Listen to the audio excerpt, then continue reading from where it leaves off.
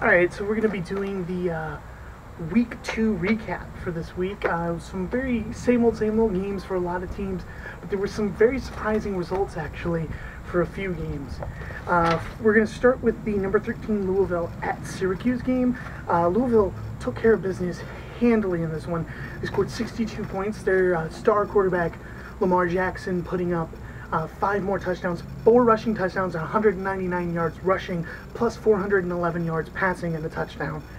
He's got 13 total touchdowns on the season, and we're only at week 2. He also didn't play the first half of week 1, so he's putting up some pretty impressive numbers. Next was Nevada at number 18 Notre Dame. Notre Dame took care of business easily in this game. They won it 39-10, and there was actually a point in the game where it was 32-0, so Notre Dame really took care of business. Virginia at number 24 Oregon. Oregon won that game hands down, but as I said, Virginia put up some points, so gotta watch Oregon's defense. It's not as strong as it could be. Next was Central Michigan at number 22 Oklahoma State. This one was actually very shocking. Oklahoma State loses the game on the last play.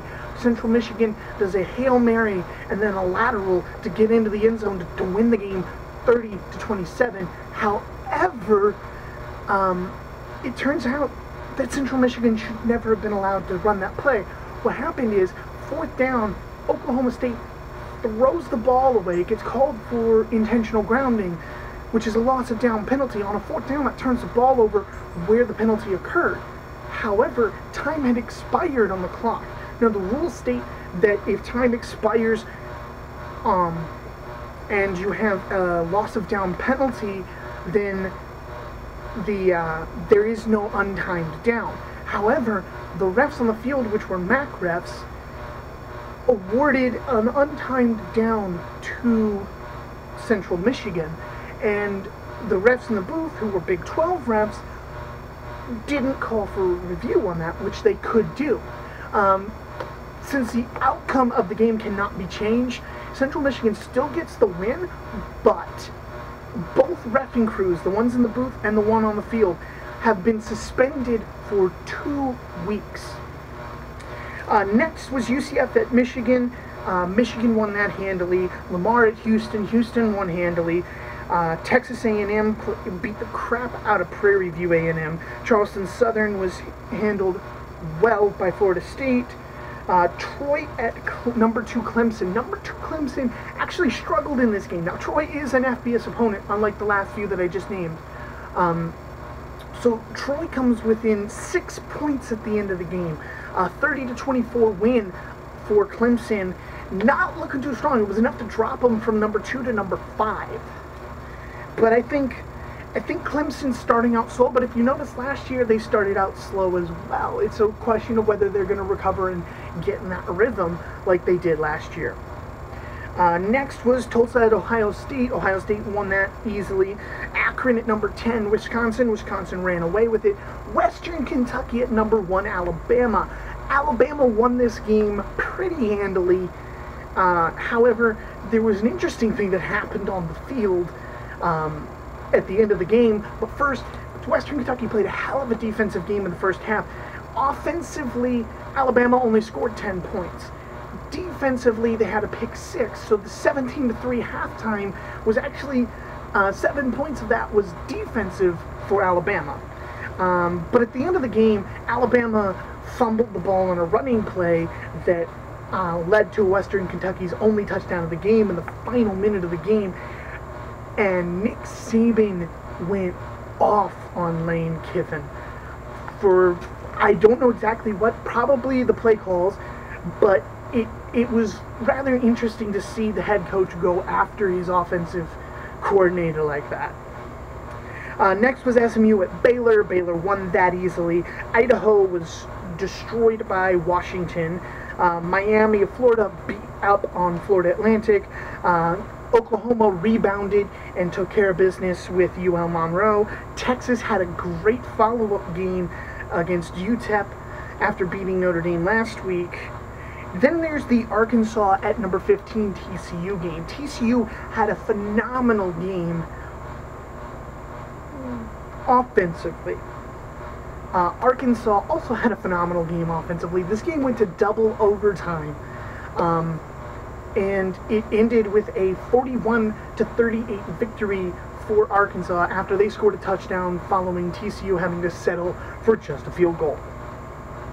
Iowa demolished Iowa State, to win the Cy-Hawk Trophy again, and to maintain an undefeated season so far in the year. LSU rebounded after the loss to Wisconsin and beat up on Jacksonville State. Tennessee had a rebound win. Following their close win, they took care of business well against Virginia Tech. And Ole Miss, number 19, played Wofford and beat up on them. Now for the last game I want to talk a bit about. Georgia, who was number 9, which is apparently not where you want to be ranked this season, was supposed to beat up on Nicholls, their non-FBS opponent. That didn't happen. Entering the fourth quarter, it was only 26-14, and at one point it was 14-13 Nicholls. Georgia scores a touchdown offensively, and then less than a minute later has a fumble recovered for a touchdown that made it 26-14 because they missed a 2-point conversion that would have made it 28-14. Now at this point, they enter the fourth quarter, and it's 26-14. You're thinking, okay, now Georgia's going to open it up and just run away with it. That fumble recovery was the last points scored by Georgia in this game. Nicholls scored 10 points by the 3-minute and 42-second mark in the fourth quarter to bring it within 2 points of Georgia. Georgia got the ball on the kickoff, runs the clock out, maintains a win, but a 2-point win over a non-FBS team that had a losing record last year at their level. That's not where you want to be if you're trying to run for a national title run, which Georgia is, ranked at number 9 and undefeated at this point. Now, here's the thing. Tennessee no longer has to worry about having the most embarrassing win in the SEC this season. Georgia has taken that and probably will hold on to that for the rest of the season. But it's the second week in a row where SEC teams have kind of underperformed in games where they're supposed to do really well. So not all of the teams are. Like, Alabama is going to be Alabama. They're going to be the team to beat, and they're going to win big in these kinds of games, like they did against Western Kentucky and against USC. Alabama's proven themselves to still be the real deal and to be the team to beat. But the rest of the SEC is not keeping up with that. It's going to be interesting to see how this season plays out. And as far as my predictions this week, I actually got 21 of the 23 games that matter correct. So I'm sitting at a 91% correct on this week. I'm looking forward to next week. I'll be posting a video probably tomorrow or Thursday. Keep an eye out. It'll be my predictions for the games that matter of week 3. I look forward to seeing you guys then. Don't forget to like and subscribe to the channel if you like what I'm doing here. And I will see you next time.